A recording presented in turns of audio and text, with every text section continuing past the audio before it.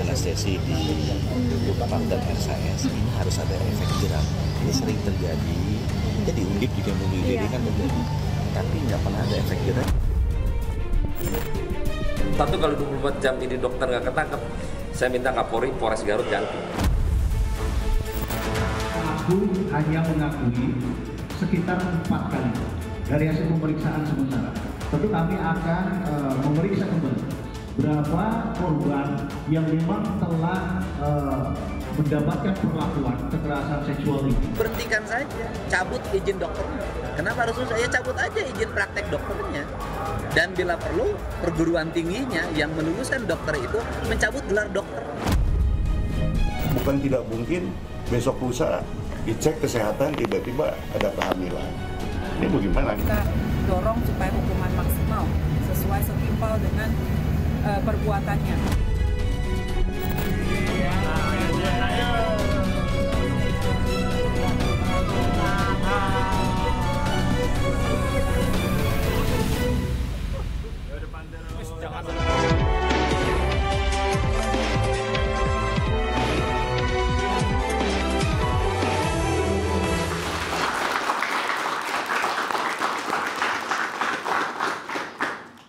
Adakah ruang aman bagi perempuan? Pertanyaan ini sepatutnya menjadi alarm peringatan atas kasus pelecehan dan kekerasan seksual yang tidak berkesudahan. Sosok intelektual yang seharusnya jadi panutan dan memberikan rasa aman justru jadi pelakunya. Kasus dokter lecehkan pasien adalah momok tentunya bagi institusi kedokteran. Dan korban terpaksa hidup dalam ketakutan dan mungkin mengalami PTSD. Ingatan mencekam dan trauma berkepanjangan. Mengapa pengawasan terhadap dokter ini terkesan lemah? Apakah sudah berbenah? Benarkah pelecehan seksual yang dilakukan dokter hanya sedikit atau segelintir dari yang tidak terungkap atau takut untuk melaporkan? Bersama saya Ansyah Dasuki, inilah interupsi dokter bejat harus dihukum berat. Akan ada 4 narasumber yang bergabung bersama kami. Saat ini baru 3 narasumber, nanti akan menyusul. Di sebelah kanan saya ada Maman Imanul Haq, anggota Komisi 8 DPR RI. Selamat malam Kang Maman. Selamat malam, Marisa. Sebelah kiri saya ada Dr. Eva Sri Diana Caniago, Ketua Gerakan Dokter Indonesia Bersatu, dan Dr. Maki Zamzami, Humas PBID. Selamat malam. Saya ke Dr. Maki terlebih dahulu. Dr. Maki, setelah ID tidak lagi diberikan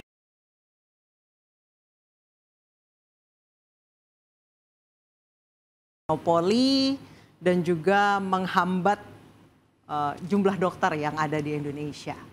Biasanya untuk seleksi dokter yang dilakukan ID, masalah psikologis tuh jadi concern utama nggak sih? Karena katanya punya kelainan, katanya. Baik. Jadi memang dalam proses yang memang kita di organisasi sebelumnya, kami sangat concern sekali terhadap pembinaan, kompetensi dan juga etik. Yang secara berkesinambungan kami juga selalu menyampaikan kepada seluruh anggota, baik dari seluruh pengurus provinsi, wilayah, dan juga sampai ke perhimpunan dan ke seminatan. Proses ini terutama terkait etika, ini karena menjadi concern kami, karena memang di situ adalah dari dasar landasan kami melakukan profesi, yang juga berbasis dari sumpah kedokteran yang memang kita awali profesi kita dari sumpah tersebut. Nah, selanjutnya dengan bagaimana kita bisa konsen kepada persiapan atau menseleksi beberapa dokter-dokter baru atau dokter-dokter yang nanti akan melanjutkan spesialis. Jadi saat ini kita juga perlu kerjasama dengan institusi-institusi yang memang perlu menseleksi lebih ketat lagi. Karena memang proses ini menjadi concern bersama, bukan hanya ID ya. ID sendiri walaupun tadi sudah dibilang tidak langsung mengurusi secara komprehensif terkait dengan aturan. Biasanya berkala setiap berapa lama sih untuk seleksi dokter ini? Ya, dari mulai lulusan yang baru saat bergabung menjadi anggota ID itu kita sudah mengawali dari kita ada pembinaan baik dari etik, kemudian bagaimana mereka melakukan praktik ya, sampai akhirnya kita mengeluarkan surat rekomendasi. Kemudian tahap kedua ketika teman-teman atau anggota ini melanjutkan spesialis, itu rekomendasi kita berikan juga dengan beberapa pertimbangan-pertimbangan, terutama dari perhimpunan atau juga dari pengurus cabang dan wilayah. Baik, saya ke Dr. Eva. Dr. Eva, pelaku yang di Garut katanya yang saya dengar ini memang dalam tanda kutip bermasalah. Korbannya sekarang sudah 4. Ya. Terus katanya KDRT juga, bahkan kabarnya pernah mencoba untuk melecehkan ART-nya. Yang seperti ini, laporan-laporan tuh masuk nggak sih? Ya. Kasus-kasus Ini kan masalah etik basic ya, maksudnya ini penjahat jatuhnya. Iya. Ya. Sementara dokter itu dituntut setengah malaikat. Ya itulah satu-satunya profesi yang orang memberi kepercayaan itu tubuhnya, bahkan dari ujung rambut sampai ujung kaki. Ya. Sangat disayangkan bisa-bisanya seorang dokter yang harusnya menjadi pelindung malah melecehkan pasien. Jadi perilaku seperti ini sebenarnya jadi gini, ada yang memang tipe orangnya kelainan. Memang kelainan ya. Seperti ini kan goblok gitu loh. Bisa-bisanya orang yang berpendidikan, yang dihormati, yang dihargai, yang dianggap pintar, yang dianggap lebih, merendahkan dirinya sendiri. Bagi kami ini merendahkan diri sendiri. Tidak bermoral. Ini adalah perilaku yang di Bandung, yang di Garut ya siapapun itu perilaku yang tidak bermoral. Tentunya kalau sampai memperkosa, melecehkan dengan terang-terangan, itu bukan lagi perilaku yang tidak bermoral, ini sakit. Orang yang berjiwa sakit, ini tidak layak untuk menjadi seorang dokter. Karena ini tidak melanggar etik. Ini tidak punya biadab kalau menurut saya. Tidak bermoral. Karena seorang yang harusnya melindungi yang sakit, tapi menyalahgunakan amanah dari Karena kadang-kadang pasien pun ketika merasa dilecehkan, mikir dulu ini apakah benar bagian dari pemeriksaan. Takutnya ternyata adalah bagian dari pemeriksaan. Tapi ya pasien pasti akan merasakan. Kan misalnya dia gini, saya yang sakit kepala, kenapa dada saya yang dipegang? Pasti pasien akan juga seperti itu. Dan pasien harus tahu kalau terhadap pemeriksaan, pasien harus mengerti hak-haknya dia. Misalnya ada tindakan, itu dia harus tahu dokternya itu apa yang mau dilakukan, tujuannya apa saja yang dilakukan. Jadi ketika ada hal-hal yang diperiksa dari tubuhnya, si dokter harus izin.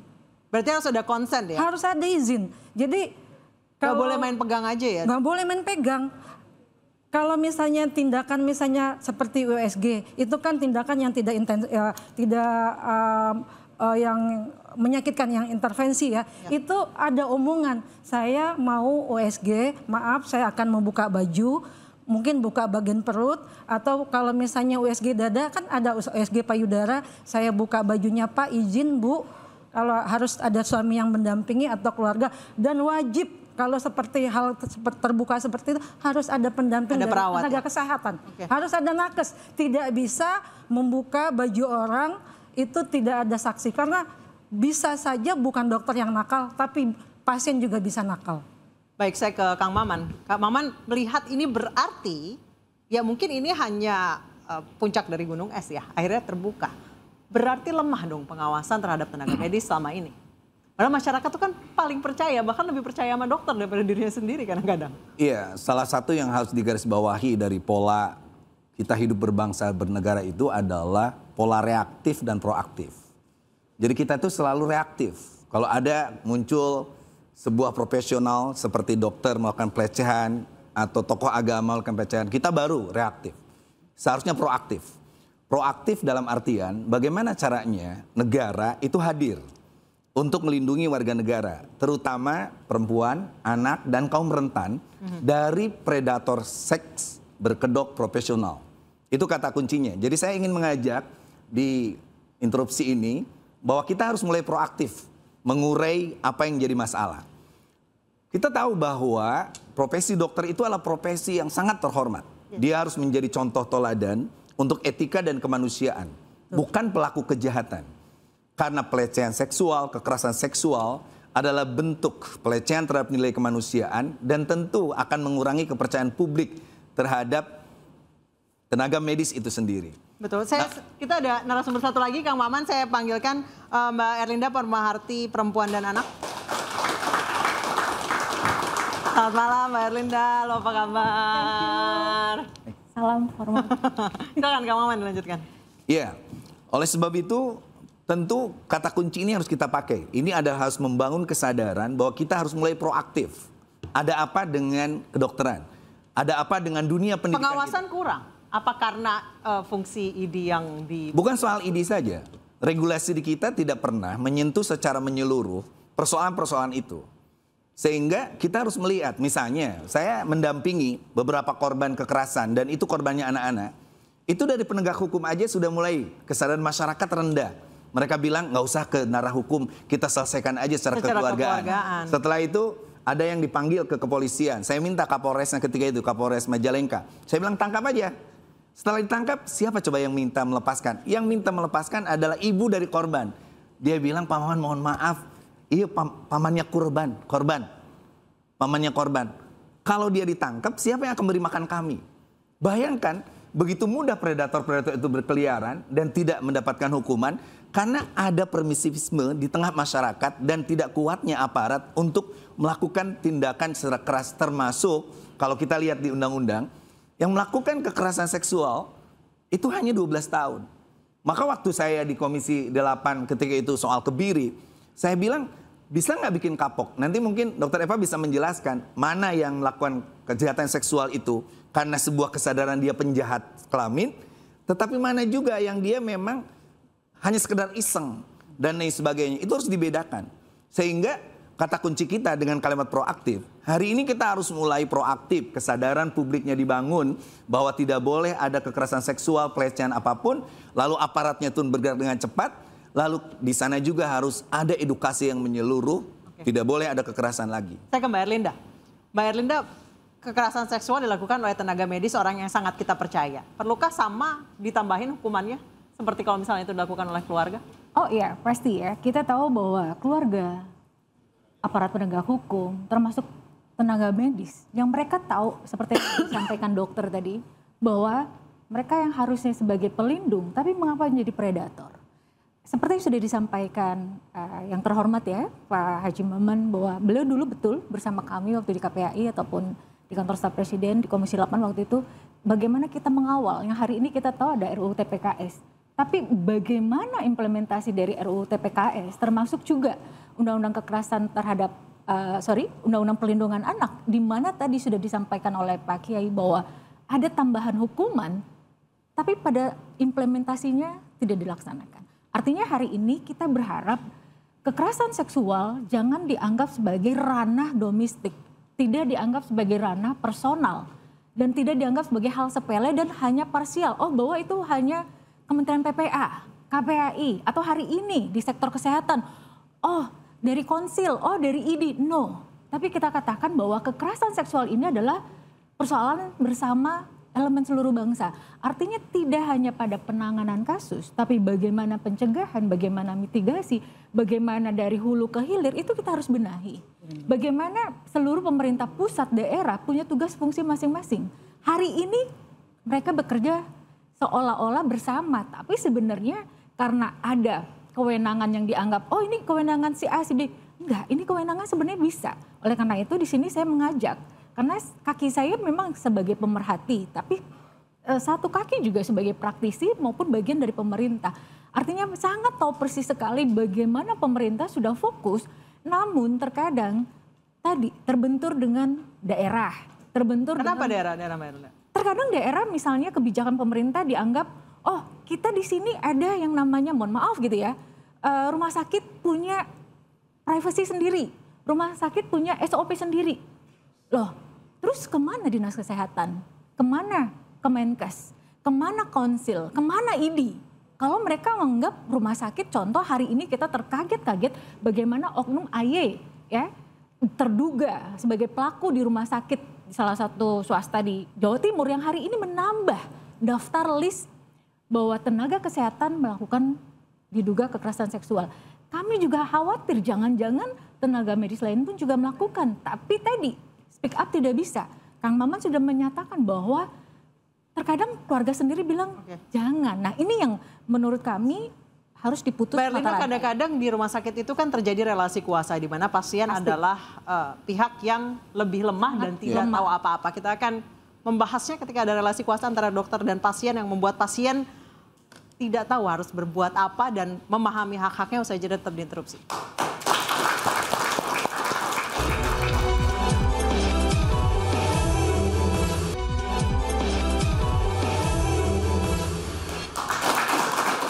Dokter Maki. Dokter Maki, kalau lihat dari video yang beredar itu kan dari CCTV. Ya. Emang boleh ada CCTV di ruang perawatan sejelas itu? Ya, sebetulnya itu masuk ke dalam ranah privasi ya, karena pasti akan ada beberapa tindakan-tindakan di dalam ruangan itu. Artinya jika ada CCTV maka pasien-pasien yang lain pun akan terekam. Baik dalam tindakan dalam tanda kutip ya, secara resmi tindakan yang secara resmi dan prosedural itu pasti akan terekam dan belum tentu si pasien ini menyadari bahwa tindakan ini atau mungkin ada bagian yang tervisualisasi di dalam rekaman. Tapi itu letak CCTV-nya sudah sesuai dengan aturan di rumah sakit? Jadi memang dalam aturan tidak boleh dalam ruangan itu ada CCTV. Berarti itu yang pihak rumah sakitnya mesti diperiksa juga berarti? Kalau nggak salah itu klinik ya itu. Klinik. Bisa saya bantu jawab? Silakan. Kebetulan saya ketemu langsung sama Bapak Direktur yang polisi yang menangani kasus ini. Jadi CCTV itu sengaja dibuat pemilik klinik karena banyaknya laporan bahwa dokter ini jahil.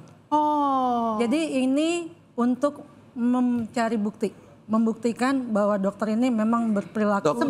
Mohon maaf, dokter itu sebenarnya kan pihak klinik udah bilang dia udah dikeluarin. Ya. Ya kan? Ya. Nah, kenapa harus CCTV? Kenapa tidak dari awal misalnya ketika ada laporan, dia kan 4 kali tuh melakukan itu. Iya, 4 kali. Ya. Apakah ada unsur kesengajaan klinik itu sendiri untuk menjebak sang dokter? Ya, Kang Maman mohon maaf. Saya hanya menyampaikan apa yang saya dengar dari Bapak Kepolisian bahwa mungkin kan kita gini Kang Maman, kita tidak bisa langsung menghujat, mengadili seseorang dokter tanpa ada bukti. Mungkin itu maksudnya dia pasang CCTV bahwa kamu ini benar gitu loh. Kan kalau pelecehan itu, kalau pasiennya ngomong saya tadi dilecehkan, itu kan nggak ada bukti. Ya kan susah mungkin ya itu. Saya perjelas dulu. Dokter ini melarang suami ataupun saksi lain untuk masuk ya? Benar begitu ya? Mungkin ya, karena yang saya tahu, tadi kan ditanyakan mengapa CCTV itu ada. Itu rupanya direkam untuk mencari tahu apa betul nggak sih laporan itu. Jadi tidak dibenarkan ada CCTV di ruang pemeriksaan, di ruang perawatan. Kalaupun ada itu pasien harus tahu. Contohnya pasien waktu COVID kan ruangan-ruangan yang itu kita pasang CCTV. Karena kita takut dengan keterbatasan jumlah kita harus memantau sekian banyak orang, kita memang pasang CCTV. Dan pasien wajib tahu dia sedang diamati. Jadi karena dia tahu dipasang CCTV dia nggak bakal buka baju sembarangan, tidur nggak sembarangan, kayak gitu. Jadi kalau kasus yang ini memang... Itu sebelumnya ada berapa laporan? Berarti memang sudah... Itu pertanyaan saya sama Kang Maman, berarti mungkin kasusnya karena memang ini habit seseorang yang jelek ya, yang tidak bermoral. Saya kira mungkin nggak 1, 2, 3. Mungkin kalau dia jadi tipenya orang yang merendahkan orang lain. Mbak Anis ya, berarti artinya mumpung di sini mohon izin jadi saya interupsi seperti acara kita ya. Mohon izin, artinya hari ini kita harus pembenahan dong. Bagaimana SOP minimal standar itu yang bertanggung jawab siapa? Kadangkala berkala tadi yang saya katakan rumah sakit khususnya swasta, mohon izin dengan tidak mengurangi rasa hormat pada rumah sakit swasta ya, mereka menganggap bahwa SOP ini kami yang bertanggung jawab tapi sudah approval Dinas Kesehatan misalnya. Nah, mumpung di sini ada Dokter Maki, ada Pak Kiai ya kan, kira-kira SOP yang seperti apa yang pertama kita benahi, dan yang kedua jika sudah terjadi seperti ini, artinya kan sebenarnya CCTV ini sangat dibutuhkan. Tuh. Kita dilema. Satu sisi misalnya melanggar hak privasi pasien. Tapi dalam hal yang sama ini juga menjadi predator bagi oknum-oknum. Yang kita tahu akar permasalahannya adalah lagi-lagi kadang-kadang personal dari si oknum tersebut yang mempunyai mungkin kelainan seksual ataupun orientasi seksual dan sebagainya. Kata Kang Maman ini benar-benar predator seksual atau tadi iseng? Iya. Dengan adanya bertubi-tubi dalam waktu yang bersamaan, ada 3 dokter sekaligus, saya secara pribadi menyatakan tidak bisa melihat itu adalah iseng. Tapi bagaimana hari ini banyak masyarakat kita ya sebagai pelaku, karena mereka sangat mudah mengakses pornografi. Dan kita tahu berdasarkan para pakar neuron, jika mata kita yang sudah terbiasa melihat seksual, ada dorongan melakukan perilaku seksual menyimpang itu tinggi, Mbak Anissa. Disinilah menurut kami duduk bersama. Akar permasalahannya itu apa? Iya kan? Jika sudah terjadi seperti ini, rumah sakit seperti apa? Supaya apa? Rumah sakit ini betul-betul jadi tempat aman. Kita ini mohon izin ya Pak Kiai, Mbak Anissa dan teman-teman, bahwa hari ini kita tahu bukan hanya permasalahan seksual di lingkungan sektor kesehatan. Kita tahu tantangan hari ini rumah sakit kita saja. Seperti yang diingatkan oleh Pak Presiden kita, banyak sekali mereka berobat ke luar negeri karena dianggap pelayanannya tidak ramah dan sebagainya. Apalagi hari ini ada predator di banyak rumah sakit. Ini bagaimana dengan sistem layanan kesehatan kita? Ini jadi PR. Saya jawab. Ya, jadi gini, perilaku setiap profesi pasti ada oknum karena manusia itu berbeda-beda dan itu bawaan orang masing-masing. Jadi kami ini 270.000 lebih ya dokter. Tapi kan kasusnya hanya beberapa. Tapi kelihatannya kesannya banyak karena kebetulan bermunculan bersamaan. Jadi kalau kita hitung persentasinya itu nggak bisa kita dibilang banyak. Satu. Dan menurut itu hasil penelitian istilahnya itu terbukti bahwa profesi kedokteran ini masih di dunia masih menduduki profesi yang terpercaya nomor 1 urutan pertama dan kedua. Nah ini saya tadi mungkin saya mau usul ya. Bagaimana sih caranya mengatasi ini? Jadi niat tanpa kesempatan, tanpa peluang itu tidak akan terjadi. Baik, saya ke Dokter Maki. Dokter Maki kan ada yang namanya MMPI. Itu bisa nggak sih mendeteksi kelainan-kelainan kayak gini? Ya, predator-predator seksual kayak gini? MMPI itu sebetulnya sebagai alat ukur yang saat ini sering dipakai untuk menganalisa beberapa mungkin ada potensi-potensi dari kejiwaan. Tapi untuk seksual ini sangat dipengaruhi oleh lingkungan. Bisa jadi saat itu MMPI-nya dia bagus, tapi saat dia habit atau kelingkungannya itu malah mendorong bisa jadi terjadi. Oleh karena itu memang MMPI menjadi modal lingkungan dasar. Lingkungan mendorong itu apa?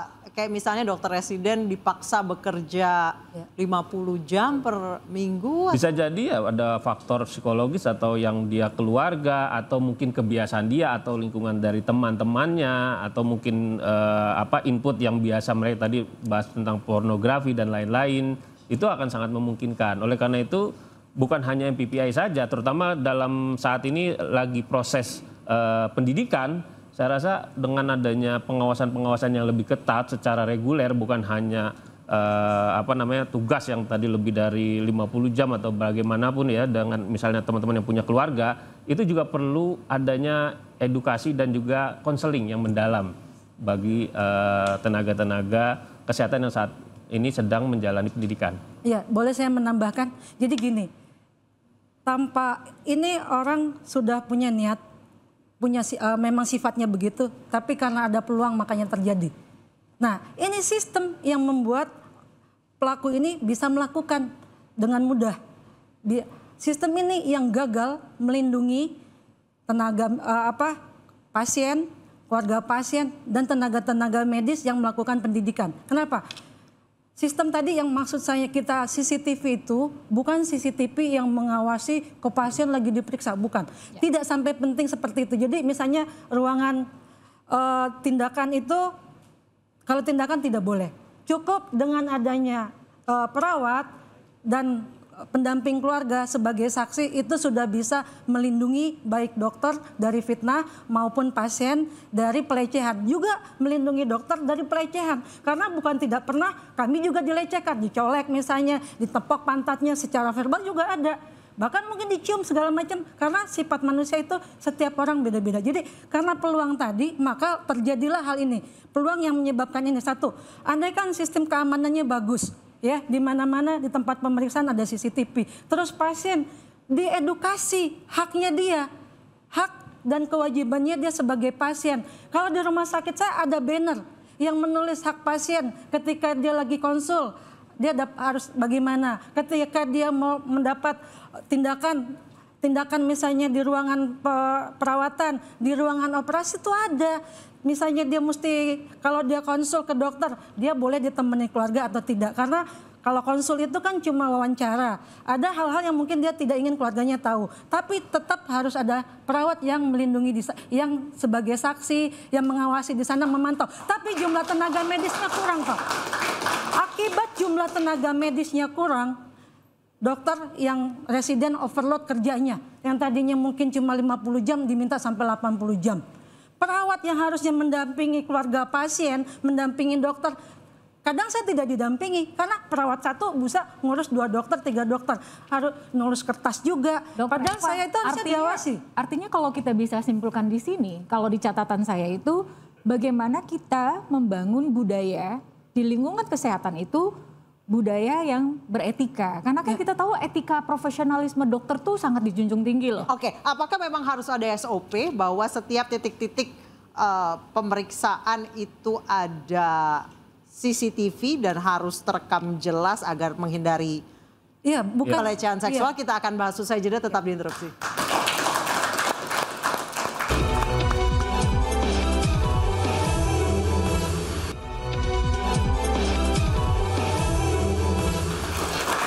Berbicara soal SOP rumah sakit dan dokter, katanya tebelnya udah kayak kitab suci dari barat, Kang. Tapi dijalankan atau pengawasannya seperti apa? Apakah perlu dibuat SOP lagi? Iya, konsen kita sebenarnya adalah melindungi warga negara, terutama perempuan dan anak serta kelompok rentan dari predator seks berkedok profesional. Baik di dunia kesehatan, di dunia pendidikan, atau apapun.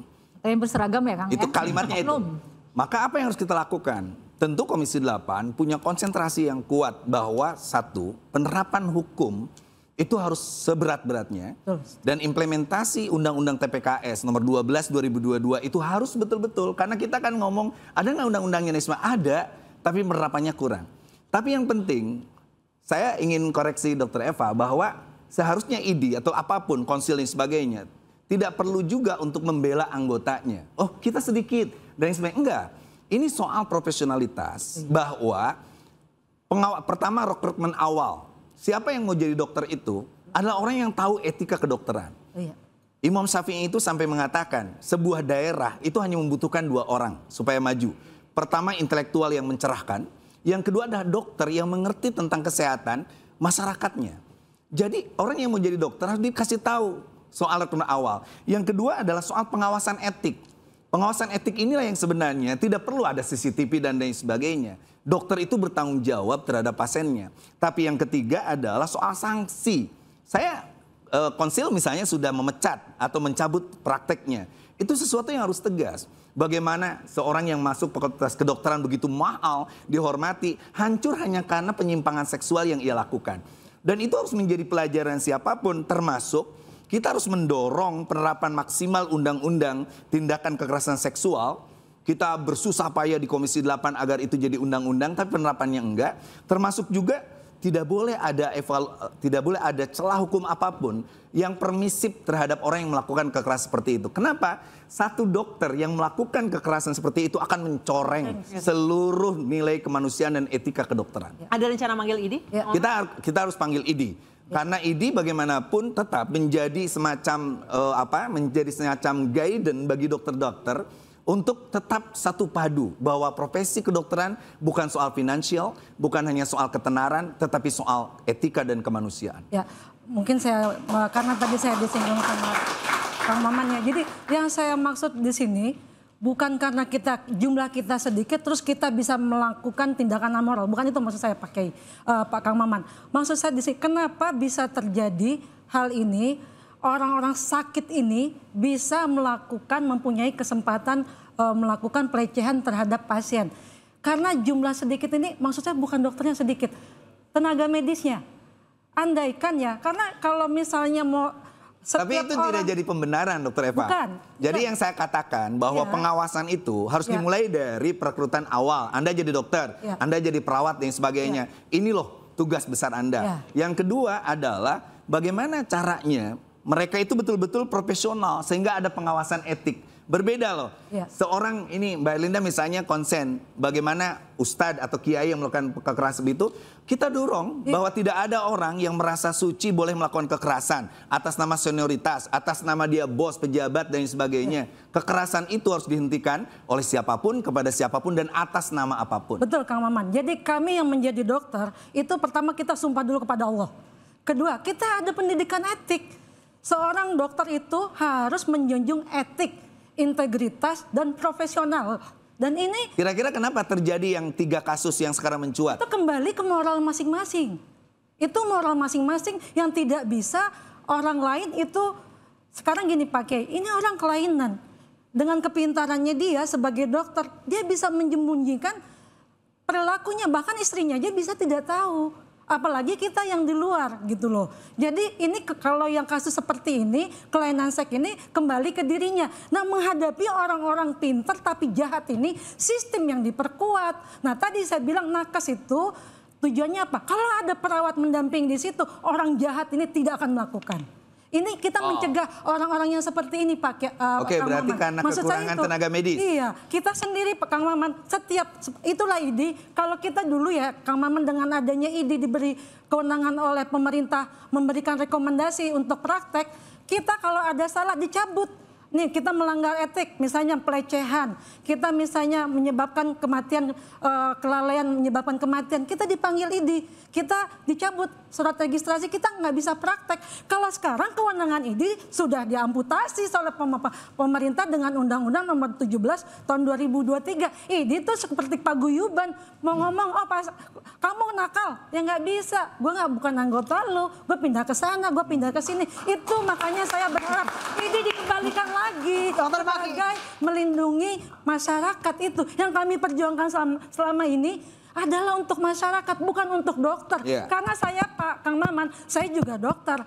Saya dokter, tapi anak saya bukan dokter.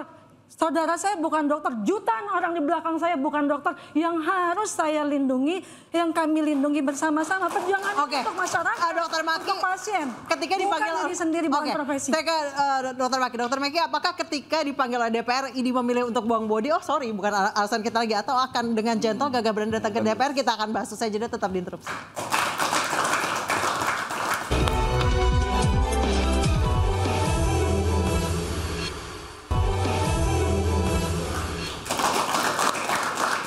Dokter Maki, dokter kalau dipanggil sama DPR mau datang apa mau buang body kan bukan urusan kita lagi sekarang, sorry ya. Gitu. Wah, kita sangat senang sekali dengan, dan sebetulnya kami merindukan gitu untuk bisa bersinergi lagi. Karena apa? Karena semenjak Undang-Undang Kesehatan disahkan ya memang agak sedikit lah kami seperti diabaikan. Saya bilang diabaikan karena memang kita perlu melihat bahwa selama pemerintahan dan lain-lain ini ID akhirnya yang tadinya kami di COVID berjuang juga membantu pemerintah mati-matian, bahkan banyak anggota kami yang meninggal. Tapi setelah Undang-Undang Kesehatan ini kok kami jadinya ditelantarkan gitu. Dan saya berharap dengan kami dipanggil ini menjadi output yang akan lebih bagus lagi dengan sinergi bahwa memang ID ini masih ada dan masih penting. Kami ini sudah lama dari 1950 berdiri, itu sudah ikut membangun bangsa.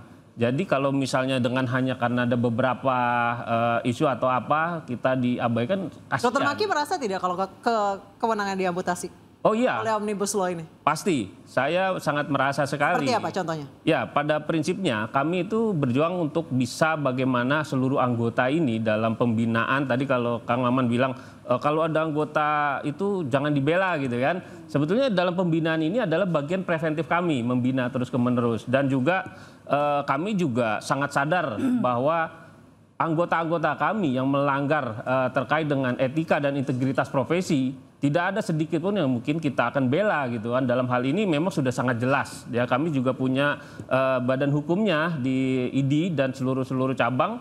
Bahkan hubungan yang sangat erat antar profesi ini juga bisa saling mendukung dan saling mengingatkan. Nah, proses dari undang-undang yang ada saat ini, ya kami bukan hanya masalah kita diabaikan gitu ya. Kami juga untuk mempunyai kekuatan untuk bisa mengawasi anggota-anggota kami juga sangat melemah dalam tanda kutip. Kita berharap anggota ini juga punya integritas di profesi. Dok, sejak Omnibus Law Kesehatan ditetapkan, pernah dipanggil sama DPR? Atau ngobrol sama Kemenkes deh setidaknya? Saya pikir ada mungkin di beberapa komisi, tapi terkait dengan isu-isu. Dan ini sebetulnya membuktikan bahwa pemerintah ini sebetulnya butuh ini gitu. Hanya saja butuh ini hanya butuh hadir atau butuh sustain untuk bisa saling berkolaborasi gitu. Nah Mbak Anissa, artinya kita mumpung ada Kang Maman ya kan, Kang Maman bisa menjadi mediator untuk duduk bersama dengan Kementerian Kesehatan. Bagaimana nih si undang-undang kesehatan ini untuk kita dan sebagainya ya kan. Artinya bukan hanya untuk dalam tanda kutip kalangan terbatas Mbak Anissa. Karena kami pada saat mengawal, pada saat di kantor staf presiden kita juga mengawal undang-undang kesehatan tersebut. Bagaimana dalam tanda kutip banyak rekan-rekan sahabat kita termasuk juga Ikatan Bidan Indonesia juga sama bersuara seperti yang disampaikan oleh Dr. Maki. Organisasi profesi semua. Termasuk juga teman-teman psikolog ya. Saya setuju sekali organisasi profesi. Nah, mumpung hari ini dan di interupsi program yang luar biasa ini, ayo dalam tanda kutip Kemenkes jangan sebagai apa ya, pemerintah yang powerful ya ataupun yang sebagainya, tapi ayo rangkul semua pihak dan jika memang ada celah di undang-undang kesehatan tidak malu untuk kita merevisi bareng-bareng ya kan atau sebagainya. Ya, saya sebagai wakil ketua fraksi di DPR RI tentu ada kesempatan nanti ngomong di Badan Musyawarah Pimpinan untuk menjadikan ini isu strategis di mana nanti ID betul-betul harus kita undang, tentu lewat Komisi 9, seperti itu. Saya anggota Badan Kajian MPR juga, di mana isu-isu kesehatan akan menjadi prioritas di tengah banyak kasus-kasus kekerasan seksual. Tetapi saya ingin mengajak semuanya bahwa ini persoalan-persoalan yang sangat serius, di mana predator berkedok profesional itu sudah menghantui kenyamanan masyarakat untuk betul-betul mendapatkan rasa aman dan nyaman, terutama di bidang kesehatan. Maka kita punya konsen yang lebih serius tentang dukungan terhadap korban. Itu harus menjadi catatan juga. Bagaimana negara hadir baik secara fisik, psikologis, dan sosial. Karena betul tadi Mbak Nisa pernah bilang bahwa bagaimana anak-anak yang mengalami traumatis berkepanjangan dan kemungkinan apalagi kalau dia menjadi korban kekerasan seksual, dia akan berubah malah jadi predator dan lain sebagainya. Itu menjadi sangat penting. Termasuk perlu ada sistem pelaporan yang aman, cepat, responsif, terutama di fasilitas kesehatan. Jadi jangan ada pelaporan, nunggu dulu lalu pasang CCTV, baru ketahuan dan lain sebagainya. Menunggu predator itu nanti melakukan kekerasan berulang-ulang. Ingat, kejahatan yang diketemukan itu sebenarnya telah melakukan kejahatan sebelumnya. Itu kata Sayyidina Umar. Jadi kalau ada orang melakukan kesalahan, lalu dia bilang, mohon maaf ini pertama kali, itu bohong. Pasti ada kejahatan sebelumnya, cuman apesnya ketahuannya itu kejahatan keberapa kalinya. Maka kami punya komitmen di DPR bahwa kita akan kembali mengundang ID dan isu tentang kekerasan seksual ini menjadi persoalan yang serius. Walaupun terima kasih Dr. Epa, masukannya bahwa ini adalah soal minimnya tenaga medis, kurangnya salary dan lain sebagainya termasuk banyak hal. Ini menjadi faktor yang begitu kompleks untuk persoalan ini. Tetapi mari kita selamatkan warga negara terutama perempuan dan anak-anak dari kekerasan seksual. Dr. Eva.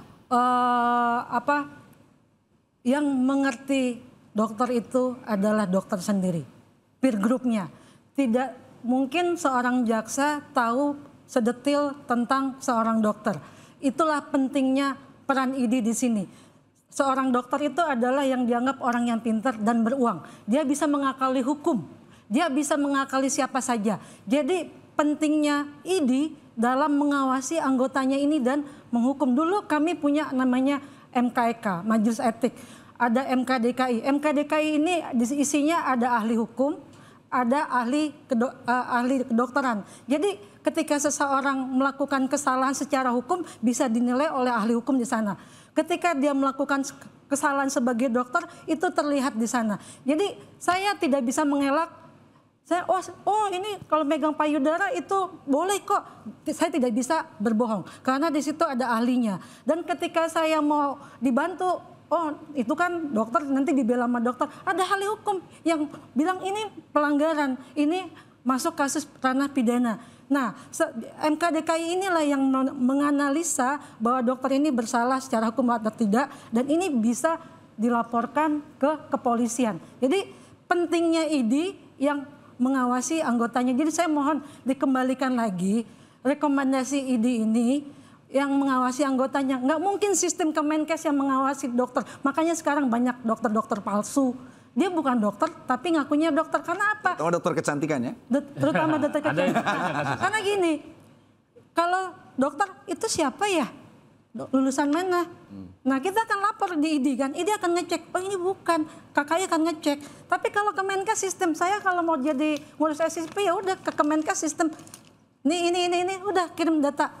Emang dia datang ke tempat praktek saya. Dokter Eva punten, tapi kita tidak bisa mengesampingkan bahwa provider hari ini artinya regulator hari ini tetap ranahnya di Kemenkes. Artinya di sini butuh secara kerja sama tim. Seperti dulu tuh kita tim. Jadi SIP itu yang ngeluarin tetap Kemenkes. Betul. Cuma rekomendasinya dari ID. ID akan memberitahu orang ini layak secara akal sehat. Hari ini orang ini kompeten dalam bidangnya. Orang ini sudah melakukan update. Orang ini layak untuk. Jadi karena gini, hanya ID yang tahu. Teman-teman sejawatnya, Mbak pasien oh ini dulu dia sehat sekarang sakit jiwa. Kan orang nggak selamanya gitu pakai Pak Kang Maman. Iya kan? Temennya yang tahu, bukan sistem yang tahu. Artinya seperti yang sudah disampaikan Kang Maman tadi bahwa pembenahan di seluruh sektor itu harus kita benahi. Betul. Ya kan? Tidak hanya ID yang harus powerful kembali. Oh bukan tapi bagian. Ya bagian ya dari yang mendukung Kemenkes ya kan. Tapi ada juga loh konsil ya kan, belum lagi ke organisasi profesi lainnya. Dan di sini mungkin kalau catatan saya nggak tahu nih sehati sekali ya dengan Kang Maman bahwa sangat setuju kalau hari ini kita dorong pemerintah, Kementerian PPA, KPAI, Kementerian Pendidikan, Kementerian Kesehatan, Sosial karena melayani pelayanan. Artinya penegakan hukum secara tegas harus kita dorong. Penegakan hukum secara tegas, pengawasan yang baik. Penguatan regulasi dan etika profesi harus kita dukung. Termasuk juga reformasi sistem pengawasan dan pelaporan dukung sekali luar biasa. Termasuk juga edukasi pencegahan. Bagaimana para yang namanya pasien berani untuk talk kepada itu yang penting. Yang lainnya. Regulasi yang jelas, pasien paham haknya sebagai pasien seperti apa dan tidak termasuk ada relasi. pelindungan dan pemulihan Mbak Anissa. Kami Betul mohon sekali karena korban. Mohon maaf sekali karena teman-teman juga tahu sekali kita mengalami kekerasan seksual, pemulihannya seumur hidup. Oke, baik terima kasih atas diskusinya yang semoga menginspirasi hari ini. Anissa Dasuki pamit, sampai jumpa.